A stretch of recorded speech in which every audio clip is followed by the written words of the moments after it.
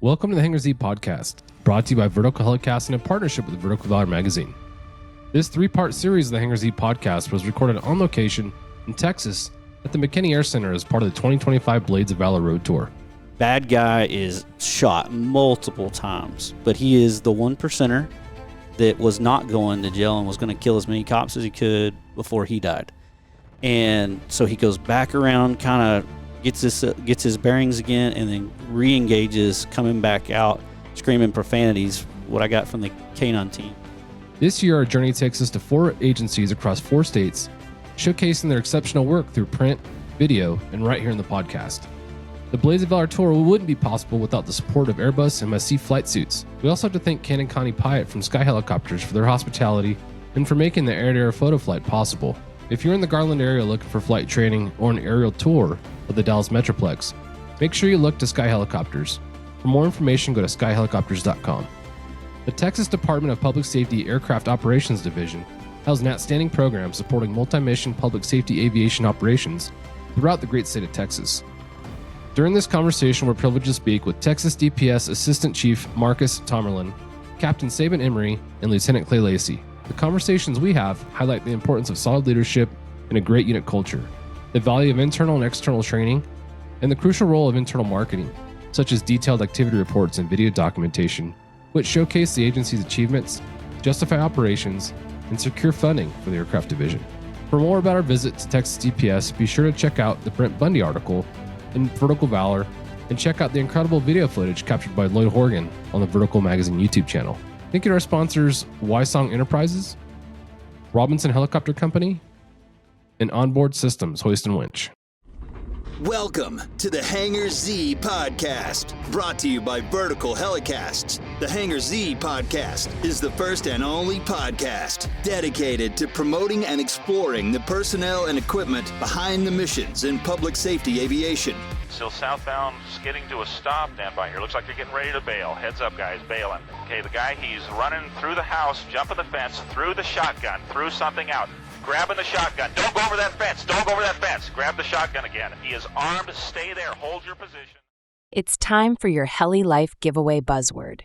Listen up and remember this word because you'll need it to enter for a chance to win exclusive Heli Life gear. Ready? This episode's buzzword is Roger. Visit contest.verticalhelicasts.com to enter the buzzword. So, I mean, historically, we'll call it the last, 4 or 5 years. It's been the mission of our governor to secure the Texas portion of the border, which is 1,250 miles ish of Mexico border on Texas, and it has historically been out of control.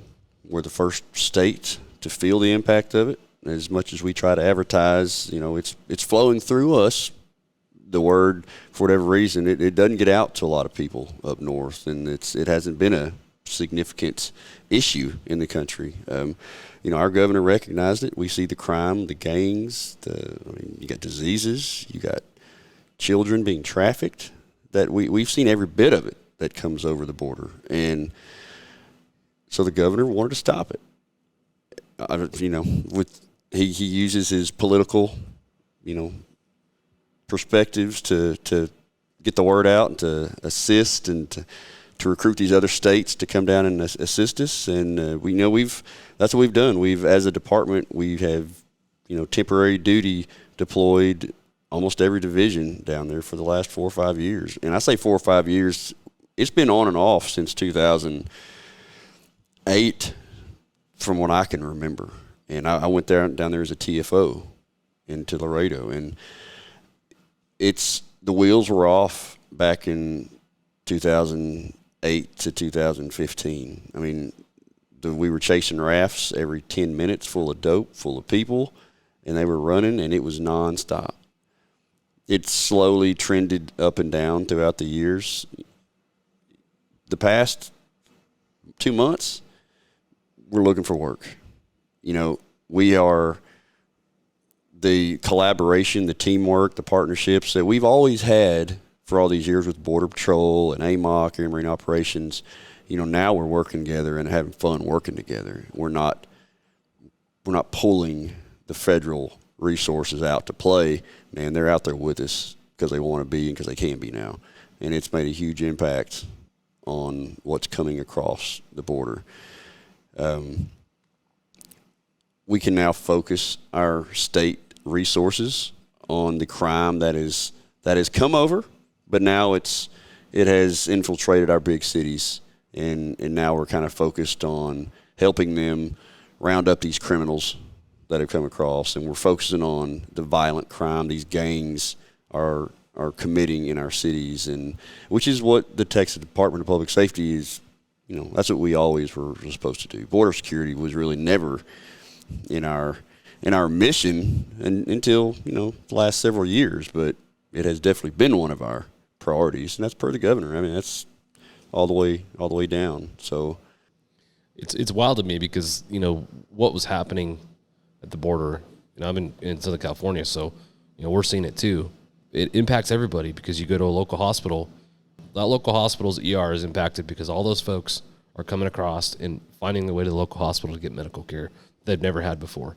So our local hospital has, for the last 4 or 5 years, had what would have been an emergency tent set up outside to increase the capacity for the emergency room.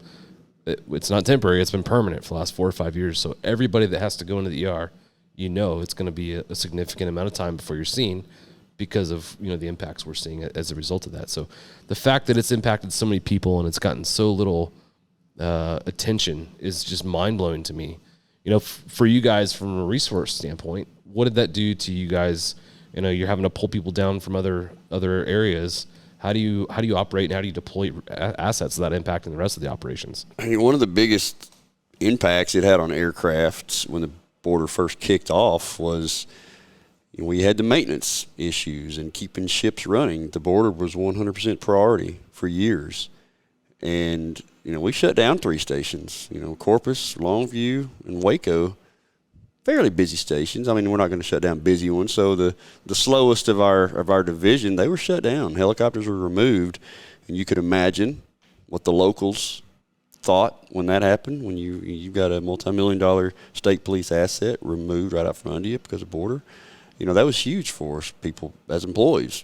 Those people, some moved, some retired, some had to transfer to another station, some had to do some TDY. I mean, the Longview station was under the Dallas captain's supervisory structure, so it impacted the state.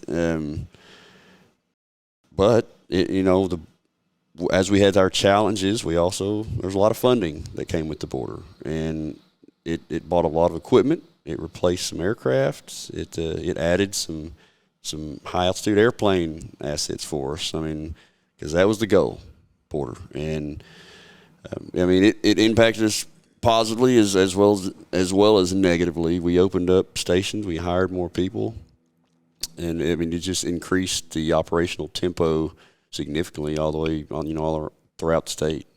As I don't want to speak too much on like other divisions, but just local. I told my mom was a judge for 20 years. Well, those troopers taken out of her area, not writing tickets, doing traffic enforcement, and just in her precinct of her county made a huge difference on just the income that they get off tickets. DPS doesn't get money off tickets; the counties do, but she felt it, and I could imagine just in her small area, all these resources going south, it affected a lot of part of the state.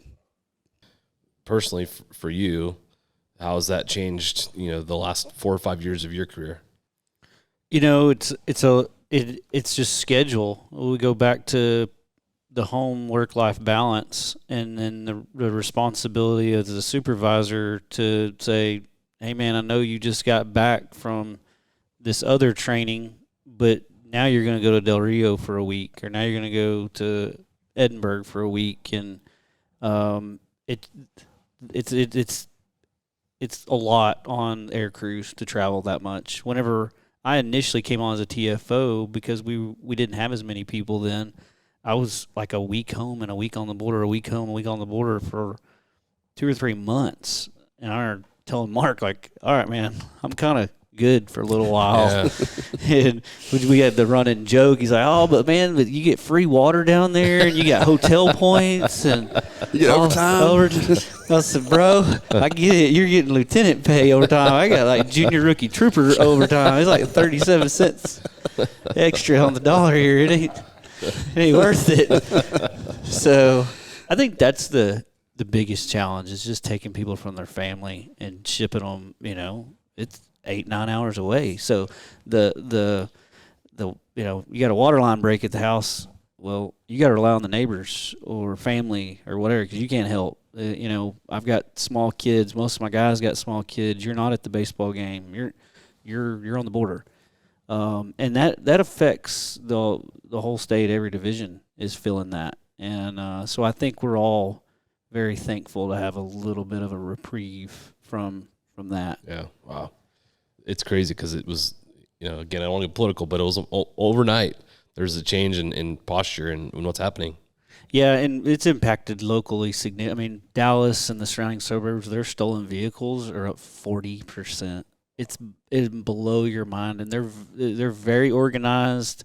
Venezuelan crime organizations, very violent.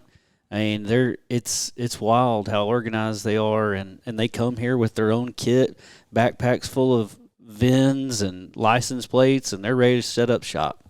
And they hit 20, 30 vehicles a night, and it's just pillaging.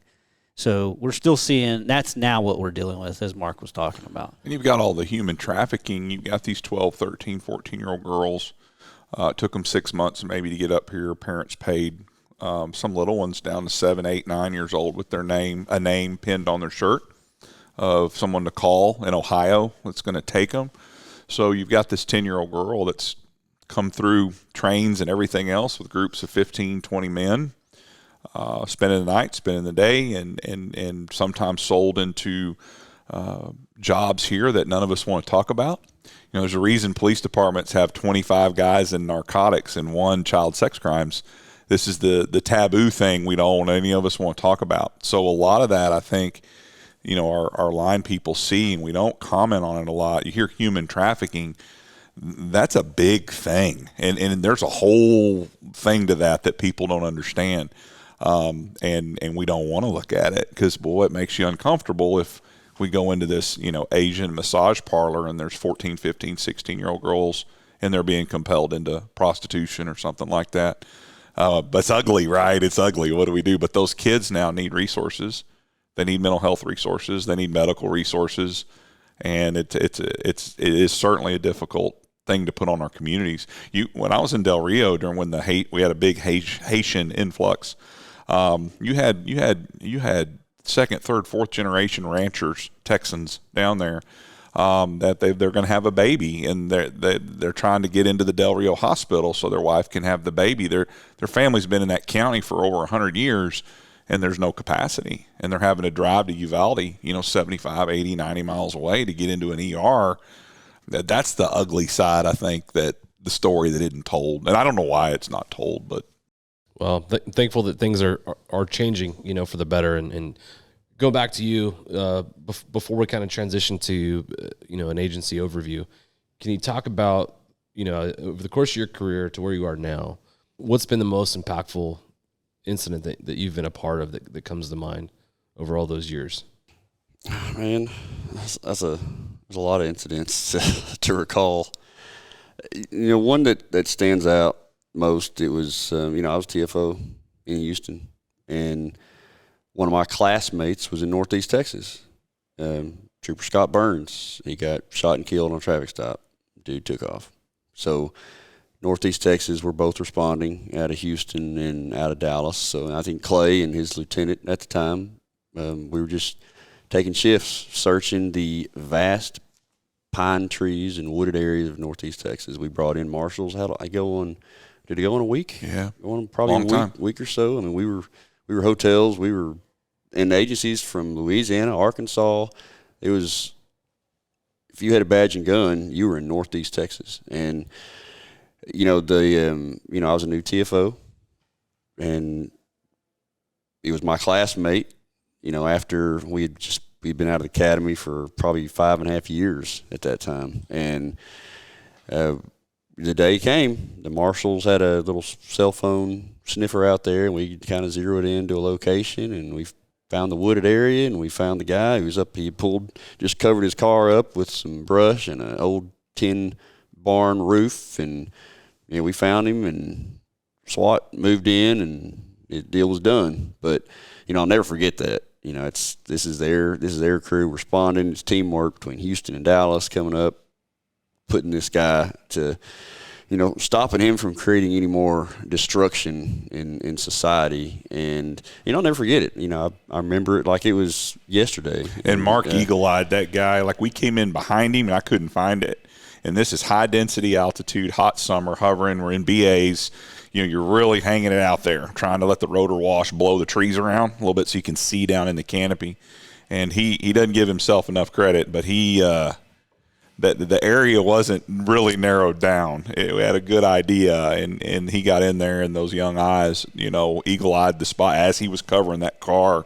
But we came in behind him and over. I can't see what he's seeing, So they did a great job. Yeah, it wasn't much thermal work during that one. No. It was low flying and kind of beating trees up looking. But, there's so many events that you're going to be involved in throughout an airborne law enforcement career. Just 10 years of it. You're gonna see so much. But that, I'll always remember that. That stuck out. That one was personal.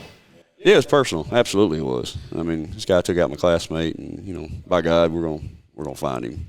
And I think those kind of events are the hardest for us to respond to. Absolutely, especially when it's a friend, someone Any officer is horrible. Anybody in public safety is horrible. I like you guys talk about it quite a bit in your classes, and I think it's important because TFOs, aircrew members, doesn't matter what your role is, there's a good chance at some point in your career you're going to have to respond to something like that. And the training and the preparation that you put into place before that happens is going to come in huge in that moment. You never know when that's going to be. It could be today, it could be tomorrow. Doing what you did, and what you did, taking the opportunities to train as much as possible in advance of these things is so key. It breaks my heart that's never going to change. It's never going to change. We're always going to deal with that. Thank you to our sponsor, Wysong Enterprises. Wysong Enterprises offers specialty rotorcraft completion facility, focusing on solutions and installs for customers in various industries, including EMS, law enforcement, energy utility, forestry, tourism, security, and corporate applications across major OEM platforms. Visit us at wysongusa.com. Like on Scott's incident, we had to fly that night. I can't remember the in-car video people here in Plano. They're a big outfit that does in-car video. And when Scott was shot, it was really violent. It was really ugly in the car and the camera. And I remember we had to grab a tech here in Plano who was going to try. They had no idea. They had no idea who did this. I don't even think he checked traffic. He just, here it is. Or maybe he did, but not a lot of information that evident that camera person was going to come out and try to recover that information. So we landed at the crime scene fresh. And, it's what I talk about with mental health stuff piling up on you. You walk up and the car's there, and all that goes along with a violent murder is in the car and all over the car and everywhere else, and you don't forget that stuff. And that's why I'm a big advocate of including air crews and hot washes and debriefs and, all this stuff, because you can make the case that an air crew is arguably more intimately connected with some of these scenes through a lens than some people who are actually there, what we see and what we do. So I remember that with Scott's, and I remember landing and going to that car and thinking, this is, you're mad, this is terrible. And Mark, they came in there 4 or 5 days working together and found that dude. And that was great to get him found. Yeah. And nice to have a positive impact on something especially like that. We've talked a lot about some of the things in your agency, but we haven't really gotten a whole lot of information yet about, what the overall agency looks like as far as the aviation division. Can you give us an overview of what that looks like, how many aircraft you have, how many personnel, and we'll go from there? Personnel-wise right now, we're sitting at about 105, 106 people Majority of it's pilots. We have 50 pilots, 35 tactical flight officers, and some of those TFOs are also crew chiefs, and they're also rescue swimmers. So you got about 85, and then that's about another 20 people of support staff, which is some mechanics, some avionics crew, some administration personnel. And we're scattered out amongst 13 stations across Texas. The fleet right now is about 28 operated. 2 of those are leased. We currently lease an H-125 and we lease a PC-12, and go into why there in a second. But 18 helicopters and 10 fixed wing. The helicopters are 16 A-stars, all the way from the B-2s, just a handful of those left, and all the way through the H-125, the B-3E Echo. We have a Bell 412 and an EC-145. 5 the EC-145 and 5 of those twist grip VMD A-stars were all purchased 07, 08 time frames. So those are getting up there in age. Our Bell 412 was acquired from Houston PD, which was acquired from New York PD. A great picture of that 412 owned by New York with the Twin Towers in the background. It's mostly utilized right now for search and rescue and firefighting. I think it's done a lot more firefighting lately than it has rescue. But that's kind of our fleet right now. We downed one in January of last year, so that they're all busy and they all rotate all the time. So you take one away and it's going to have a significant impact on our operation. So we were fortunate enough to enter the leasing game of helicopters, and we found one that was 10 years old, I believe, and kind of low time, and it was already mission equipped with everything that we're used to flying. And we got a deal done with one of our vendors, and man, we put it to work on the border, and it is supplementing our fleet. I mean, I couldn't say better things about it right now. We're also leasing a PC-12, and it's very, very lightly mission equipped, but it's used in Austin for a lot of our transportation flights. But we do prisoner transports in it. We'll do some air interdiction work with it, with kind of intercepting aircraft coming over from Mexico that aren't talking to anybody. But and now with that being in Austin, we can alleviate the Spectre PC-12s that's fully mission equipped. We don't have to use those as much on the transport flights. And of course, our King Air is also stationed in Austin, and it's the primary transport aircraft for a lot of our VIP, our colonels. But for the manned aircraft side, that's the majority of our fleet. Real quick on unmanned, we got about 350 pilots and 400 drones in the department. It is the Texas Air Force, that is for sure. Really impressive, given, again, the responsibilities you guys have statewide. I can see why you need that aircraft, and it's become essential through what you guys have implemented with all the stuff you've done here. It's great. You kind of referenced downing the aircraft. Can you talk about what you meant by that and kind of debrief that a bit? Yeah, we sure can. It's it was February, maybe February last year. It was probably one of the worst calls, I could have gotten at the time. I'd only been assistant chief since September.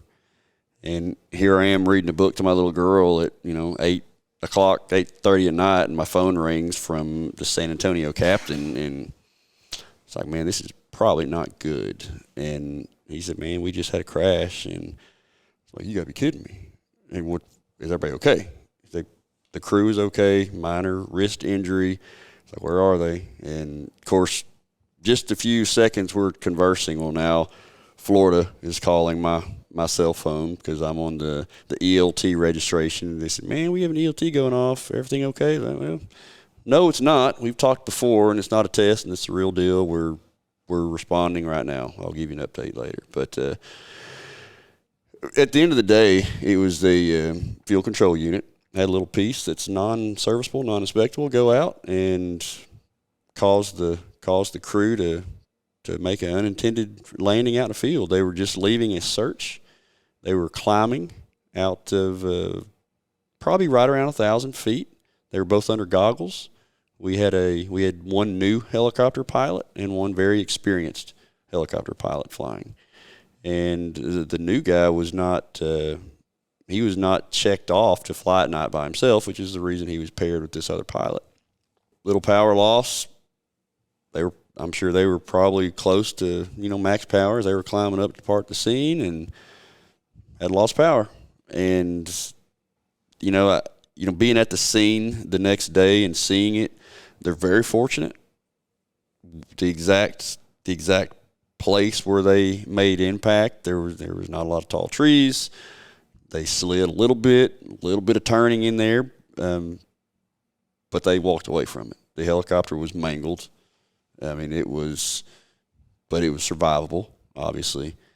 Debriefing the crew about kind of what happened, I would say that they're obviously very fortunate. The altitude they were at, being under goggles, pitch black environment where they were, it was, first of all, guys, I'm telling you, I'm glad you're okay. You walked away from it, so we're done with that. But it's a true testament to our training program and how we operate. Did we learn some things? We learned some things. You're going to learn something from every mishap you have in aviation. But it was a true testament to our training and the time and money we spent on these guys, because one of them was just out of night vision training. It was either Airbus or Helicopter Institute. I can't remember which one he went to, but he was just home from that like weeks before. And the other guy was a several thousand-hour pilot who flies night vision on the border all the time. And there was some talk on who was on the controls when the power went out, but at the end of the day, they made it work, and they were able to get that helicopter on the ground safe enough where they could walk away. So it's if we had him in the helicopter by himself, who knows what would happen. If he had the senior guy in the helicopter, and there's just no telling. But our policy requires up until so many hours you're going to fly with this guy. Within so many hours you've got to gain before you can fly night by yourself, before you fly days by yourself. When to wear goggles, and so I feel like if we hadn't had all these policies in our training program as it was, it probably would have turned out differently. I feel like, luck always follows those who are prepared. There was obviously a little bit of luck there as well. I mean, it still could have turned out badly, but it didn't, and I feel like it's a testament to how we operate. Yeah. I'm always curious, for those that might be in a leadership position that find themselves receiving a phone call like you did from Florida asking about an ALT going off. Can you kind of give us and them an idea of what to expect in the aftermath of something like that? I think we all have a general idea, like, okay, I'm gonna have to do certain things, but until it actually happens, you don't really know. Yeah. Ever since I didn't deal with it much as a TFO or pilot because, it wasn't my thing to worry about. I wanted to fly and catch bad guys. But we've got a mishap plan in the department, and we've all got the book in our desk, and we've got it in our truck, and we've got them in the aircraft, and never want to pull that thing out, never think about it. And we have policies come out or emails come out, we need to update it, and we do for the most part. And that night when I got the call, I told the captains, go get your mishap plan. I will call you back in just a few minutes. I've got to notify the chain of command and the colonels because there's going to be a media release that's going to be done ASAP because media is already how they figured it out this quick. They have a way of doing it, and they were already reporting things. So once you figure out the crew's okay and they're standing by out in the black field by themselves and they're alive, we got this. It's the number one thing is we've passed that. We're okay. All right, back after a short recess, the Hangar Z podcast, the first ever restroom break on the Hangar Z podcast. No, just kidding. What we're talking about is post crash incident and kind of going through what a unit supervisor might expect and essentially what an aircrew can expect as well. So, Mark, can you kind of just continue walking us through what we were discussing. Thank you to our sponsor, Robinson Helicopter Company, the choice for unrivaled safety and reliability so you can accomplish any mission with confidence. For more than half a century, Robinson has been at the forefront of the helicopter industry. From the R-22 to the R-66 turbine, Robinson makes helicopters accessible so more people can accomplish more missions. Climb higher. For additional information, visit www.robinsonheli.com. Yeah, so we've got a mishap plan for our division in case anything like that ever happens. And when I received the call, I told the captain to get out his mishap plan and start going through it. And what that involves is getting resources to the crew, and it's everything. Luckily there was no emergency after the actual crash. The crew was okay. There was no fire. There was nothing imminent going on right then. So there's a lot of steps that you can skip, because every state dispatcher has that mishap plan in their office as well for something that is emergency related. So now at this point we're making the notifications. We're calling the FAA. We're calling the NTSB. I'm letting Florida know that it's us. Here's the tail number. Here's the serial number. Everybody's okay. We're making notifications through our chain of command so they can handle the press release when it comes out.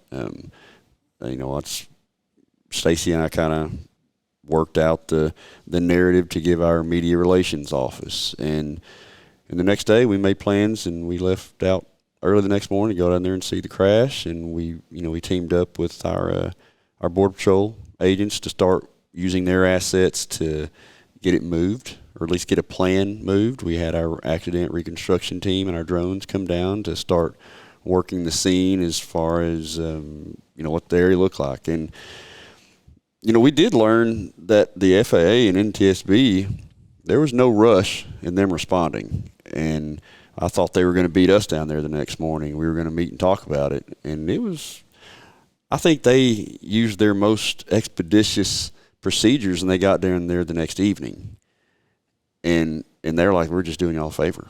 I mean, this is not normal for us to respond the next day. So we kind of had all the photos and reconstruction and everything we knew written up for them when they got there, and they were very appreciative of it. But and then kind of amongst that, you're dealing with the crew that was involved. You're kind of debriefing them, and we are letting them know what to expect when the NTSB does arrive. But that wasn't a huge concern of ours. The helicopter it was minimal fuel at the time, so that was our one concern. But they ended up draining the tank, and that was it was all legal. But it was a process, and when the call came in, it's just, man, I haven't been in this position but a few months, and here we are. Stacy has just been promoted chief, and I was assistant chief, and it was just it was a learning experience. But again, I give a testament to our operation, and we were prepared for it. We just kind of hoped you never had to, find that mishap plan book and refer to it. But it worked out, and I feel like we learned lessons, but it worked out the way it should have. Yeah, I appreciate going through that, because, again, I think it's something that, we all kind of know at some point you might have to deal with, but hope you never do. And I think a lot of people's emergency response plans are probably pretty dusty. When I took over the safety spot, I went through ours didn't exist in its entirety the way it is now. I got what we had of it and looked at the numbers and some of the stuff that were in there to call, and those numbers were no longer any good.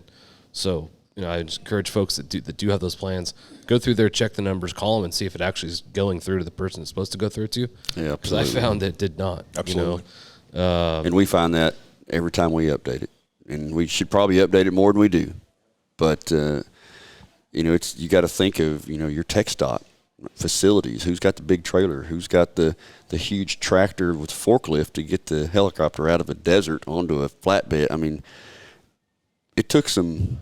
That was not in our mishap plan. I mean, you got to kind of improvise when you put one down in the middle of the desert with no roads. But yeah, cranes, flatbeds. Where are you going to resource those? How are you going to get them out there? It's all part of it. Hazmat teams, hospitals, fire response. Luckily we didn't have to use a lot of that, but it's all in there. defueling was one thing that I, hadn't thought through or even thought to think of until I'm looking at this plan. You brought that up, I think that's not something that most people don't think, but how are you going to defuel this aircraft? What are you going to put the fuel in, and how are you going to get that fuel out of there? Yep. So, thanks again for going through that. I realize you guys have been patient and sat through a long time with us. So I do want to come back and bring you guys on the podcast again. You guys have a ton of wealth, a ton of information. I do feel like you guys have created a model it's worth replicating throughout the country and throughout the world, really. With your experience and what you guys have built here. I feel like you've built this in a fairly short amount of time. I feel like it's just really cool. You're all highly motivated and driven to create what we have. Jack, for you, based on all the conversations we've had today, we've had a lot. Any insights or questions you might have based on any of that? Well, I have a ton, so we have about 5 more episodes we're going to do with these guys, whether they like it or not. No, this has been great. And I was thinking what we often think very similarly. I was just thinking about how far you've evolved in a short time. It really is. In the big scheme of things, it is a short time. And it's amazing. It's amazing. But one thing that fascinates me and Saben, you brought it up earlier, how you'd get sent to the Rio Grande Valley for a week, and then back for a week, and then down for a week, and you're back and forth. And that those types of missions come up for your unit regularly. The manhunt we just talked about, where 2 aircraft go to Northeast Texas. I mean, that's pretty unique to hear from most aviation units around the country. If your city or county, that sort of thing's not happening. And for many states, it's not really happening either. But for you guys, it is just part of the deal. It's just the way it is. So with that said, Saben, if you could walk us through, you get sent to the Rio Grande Valley. What does that crew do for that week? What's a typical day, flight time, mission, and how that works? So it's you go down there and integrate with the local crew, try to pick up on, hey, what are the trends? What are your current trends right now? Where are they pushing bodies across? Where are they pushing dope across? Where's the hot spots? Because that's definitely what we want to target. Once you kind of get a lay of the land, where you need to be, when you need to be there, the timing of those type of things as out of area air crew, then you're just going to be rolling and patrolling as much as possible to make the largest impact while you're there. You're obviously looking to deter first and foremost visually, but also you may be on operations with high altitude platforms where they're watching them and you're offset and you're just waiting on them to do whatever they're going to do, whether they're setting up to push guns southbound or they're going to push dope northbound or bodies northbound, and come in and assist as a helo unit. You also work with the drone teams. There's, as Mark mentioned earlier, some of the brush teams that are doing tracking. There's some canine. You're definitely working with Border Patrol. I think we would all attest that Border Patrol is probably the hardest working agency any of us have ever witnessed do their job. They just do phenomenal work, and those guys are hungry and nonstop. So to see them be able to kind of go back to what they know how to do and be able to be out in the field and have the numbers to support what their mission is great to see now. But yeah, you're just out there trying to make the most of your time. If you're there, you might as well be working and making a difference. So what's a typical day of flying? How many hours? Does it depend on what's happening, or is there regular patrols? How's that work? Well, it's with anything. If it's if you go down there in August or something and it's 110 degrees, you're gonna be it's gonna be tough on you to push beyond 4 hours, 5 hours of flight time. Any day like that, obviously you've got your maintenance protocols, but you're gonna want to come in, get a lay land, get your weather, and then get out there and get flying. And you're gonna get into something. But your call load's gonna be everything from what we're working here, which is car chases and bailouts and manhunts. It's just the same sauce there as it is up here. or you may be actually landing a helicopter and deploying on foot and going and putting your hands on somebody because nobody else can get to them because you're just so remote. You know, those are kind of the typical day-to-day activities down there. One of the other unique parts of that is that you know your crews are going to a place that they don't normally work, and where now you're really depending on the technology to really help you on what you just talked about. You know, where you are and what you're doing, and how, you know, what you're saying is dependent on that location. That's just foreign to most. You know, you say, "Oh, I know my city or my county like the back of my hand." Well, you get sent all over the Texas, including to places where there's no streets. You know, there's dirt roads maybe, and there's a border fence, and there's things happening. That's really unique. Well, I remember Mark kind of laughing at me. He took me down there one of my first times, and I had my guys that had bailed out of the car, and boy, I was going to establish containment on them. And I started putting out locale. Hey, where's my next cross street? He's like, you ain't got no cross street out here, dude. So I was trying to set up a perimeter. I was going to contain them.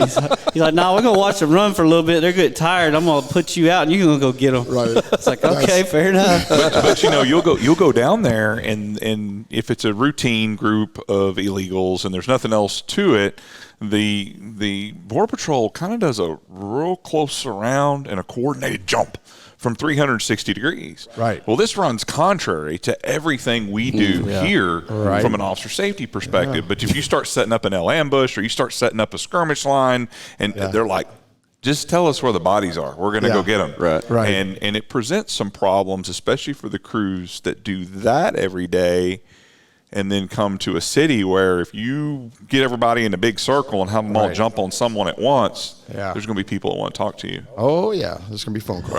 Right. Right. And when you normally go down to the border, are you enhancing another aviation asset that is part of DPS, or are you there and you're it?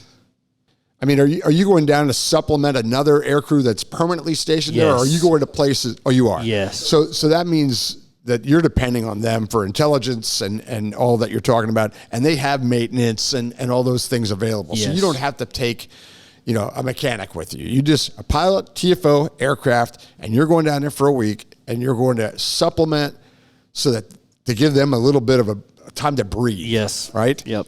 That makes sense. That makes perfect sense to me now. It just wasn't real clear because, like I said, this is foreign. Oh, yeah. It's completely foreign to me and to many others because it's just it's a unique situation. Yeah. But it's kind of neat. Not if you're going week on, week off. I get that would get old fast, away from your family especially. But it's kind of an adventure, though, too. I mean, it can be a potential serious income change, too, because the overtime associated with the border is often funded through a different stream with different limitations than our normal department overtime is funded. So young single folks can go down there, and if they're willing to work hard and work a lot, you can do real well. Yeah, no, that makes sense too. But it seems like a pretty cool adventure. I mean, so what's from here? You decide that they need a crew down there, and you've assigned a crew. What's the flight time to one of these typical places? Typically, you're driving. You're driving. State ride. So you're just using the aircraft that's there existing. So Yes. you're driving down, and now you're just going to stay in a hotel for a week, and it's the same as if you were here as far as going to work, flying that aircraft. I got you. Yep. Okay. Very cool. That's really unique. I was fascinated by that. And Mark, thanks again for sharing the insight on the accident. It's painful to talk about. Even though your folks were good and they're okay, it's still painful to talk about. Oh, yeah. And it's but it needs to be. And we talk about it all the time, how we need to bring that topic up more often when people are willing to share. And not everybody is, because it's important that they heard your words, Mark. You know, because like John said, it's inevitable. It's one of those things that's going to happen. And the preparation and the books that you had and being prepared for that really seemed to make it at least a little easier. Oh yeah, what you were doing. Absolutely. I mean, like I tell you, you never want it to happen in your agency, but you know, ours was the best case scenario. It wasn't our fault. It was completely out of our No way we could have prevented that through inspections or additional maintenance.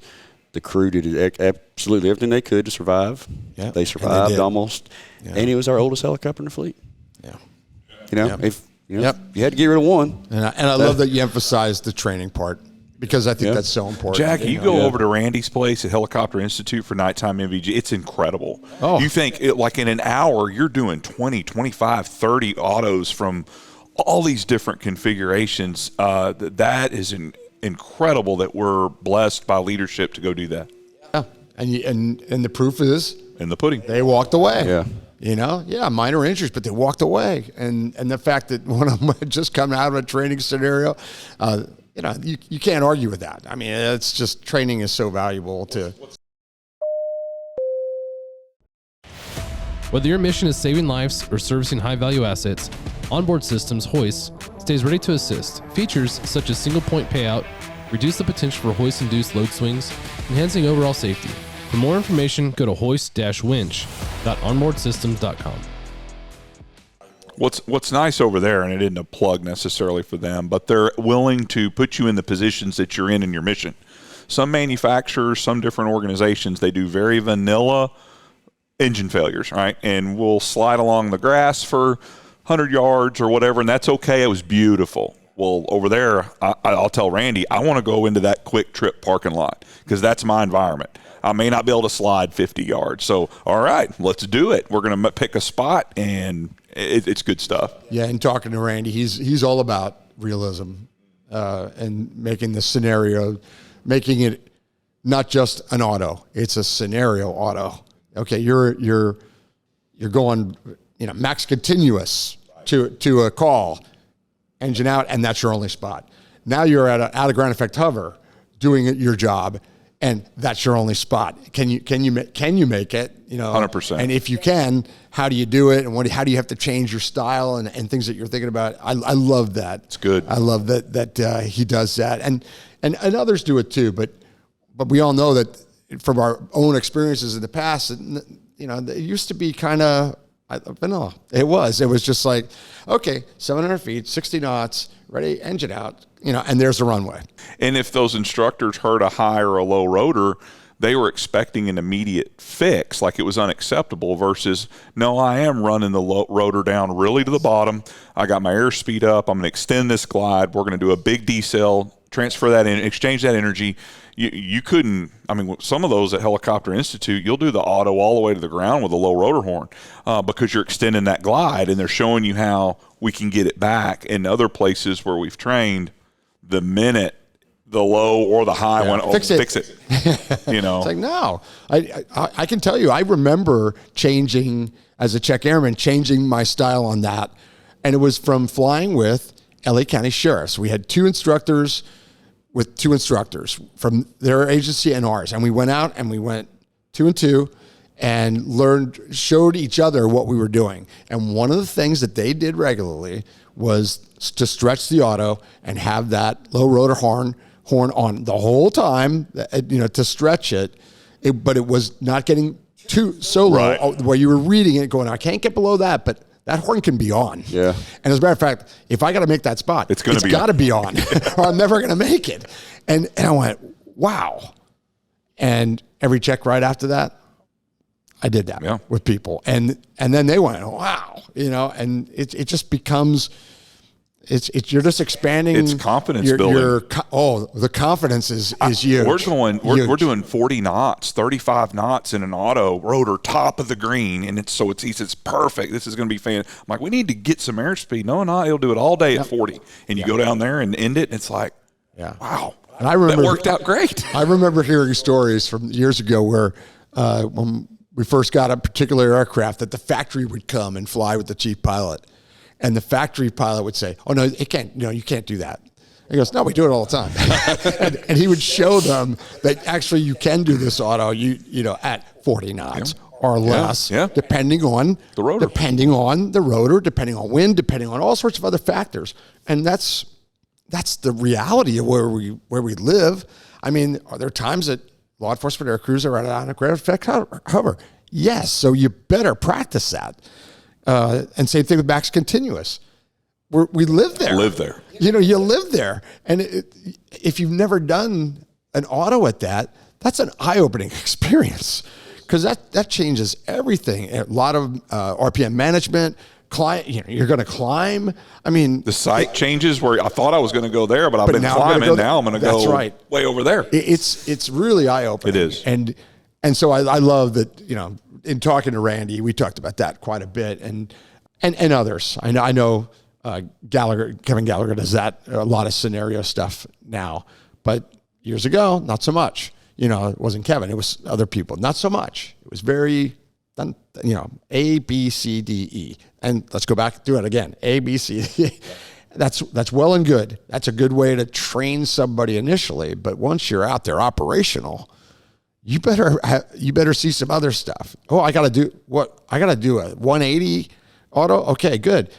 I got to do a 360 auto. You mix it up, and I know you guys are doing that stuff. I didn't until this. Well, my whole career, we didn't do that stuff until we started working in other places. And I go, Glenn, I think at Euro Safety, they're doing a lot of that stuff too. They are. Sure. It's been valuable in my career, and it's leadership that has pursued those contracts through procurement, which is not always easy, and paying for that training. Training is key. And go back, and this is the last thing, John, I'll push this back over to you, is that you talked about SR3 earlier and the outside training. Well, outside training and an outside fresh set of eyes is so important. We talked with Cody Bogart about that fresh set of eyes. It's so important, but there's a lot of agencies that don't want that. And I think they're a little scared of what they might be told. But the fresh set of eyes is valuable in so many reasons. And the SR3, you guys talked about that at length there, and it was really wonderful. And we hear it where we get called and say, hey, we tell our officers this, but they don't listen to us. We need you to come in and say it. That's it. From outside. They'll listen to you, Clay. Yep. They'll listen to you, Jack. And it's like, we get there and you find out they're doing it. They're telling their people correct things, but the outside person comes in and gives them a different perspective maybe, or it's a different face or a different voice. And suddenly, oh my gosh, did you hear what Clay said?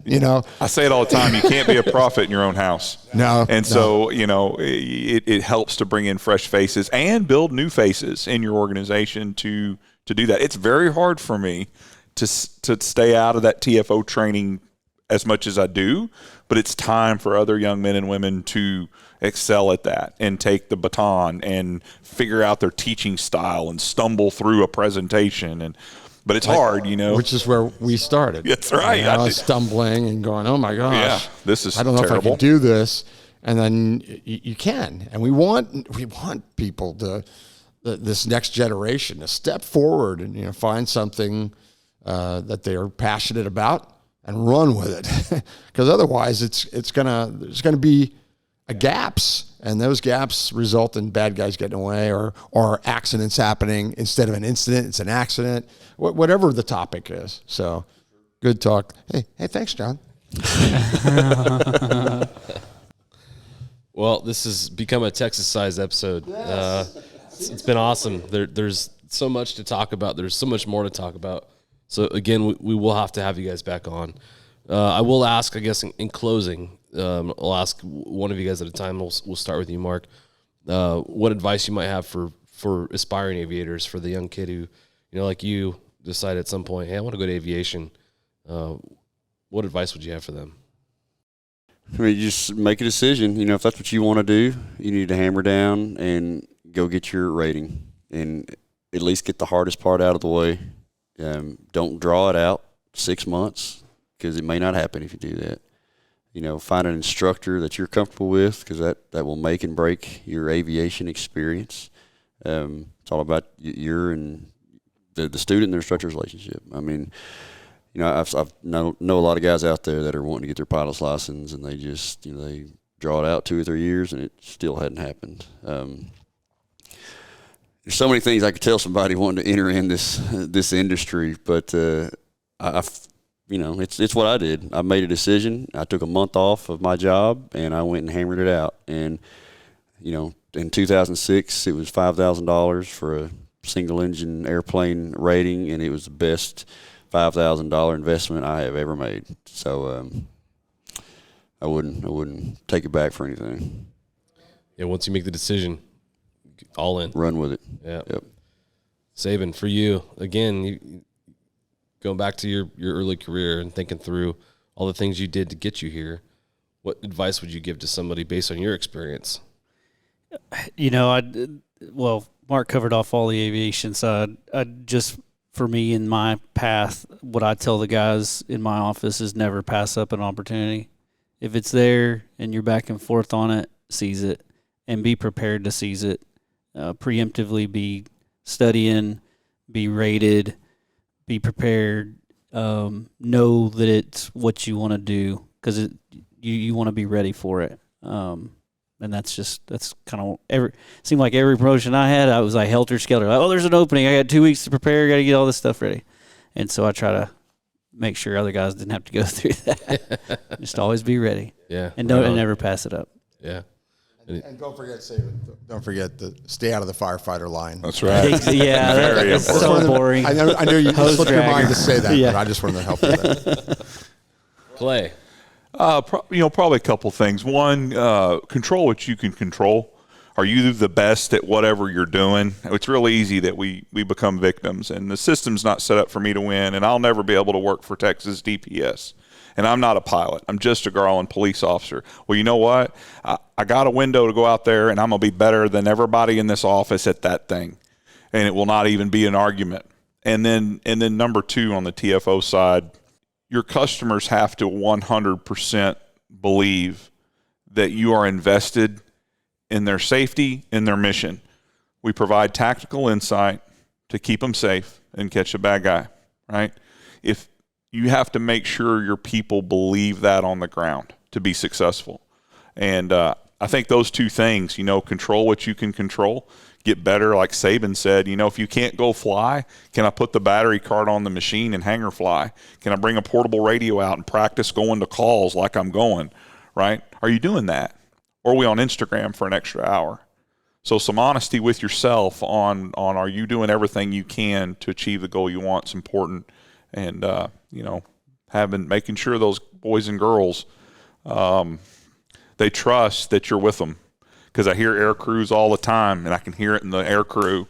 They're not invested, and the trust isn't there. And so the ground units just start to not even interact with them.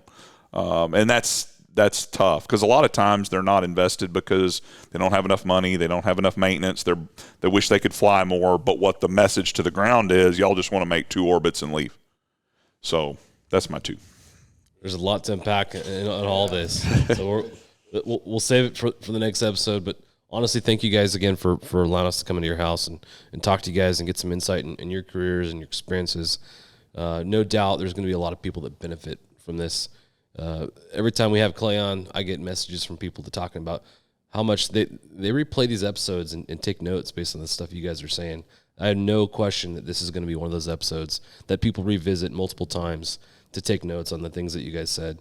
So thank you again, and thanks for letting us in your house, and we'll catch you later. Thanks, John. Appreciate you having us. Thanks, Appreciate guys. it.